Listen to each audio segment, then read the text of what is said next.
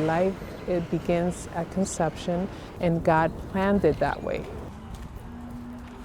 Well, God gave us a choice to choose right or wrong, and He wants us to choose right, regardless of the law.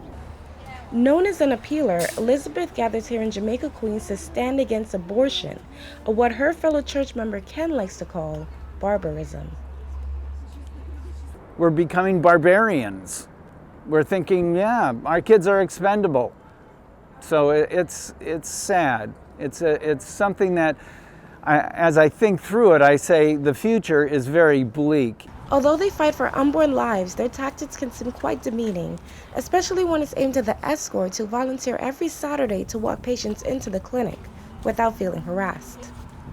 The protesters can say some really nasty things to the escorts, and I just laugh it off. I think it's kind of hilarious. Like when they call me Hitler before 7 a.m., I'm like, yes, totally, that's a thing. Name-calling and yells of "Don't kill your baby" can be heard outside the Choices Medical Center very early in the morning. But all this might change once the Supreme Court hears its first major abortion case since 2007. The Supreme Court rules in favor of the Texas law. It's going to be disaster. You're going to have the Texas disaster spread across the country. But I want to make clear that in many places, that's happening now. In fact, abortion is legal in Texas. But if a woman wanted to have one, then she will have to go through a series of restrictions, causing more than 100,000 Texas women to ever attempt a self-abortion, which can be a very deadly procedure. People got to say the A word, abortion. Nothing wrong with it. Let's not use euphemisms, okay?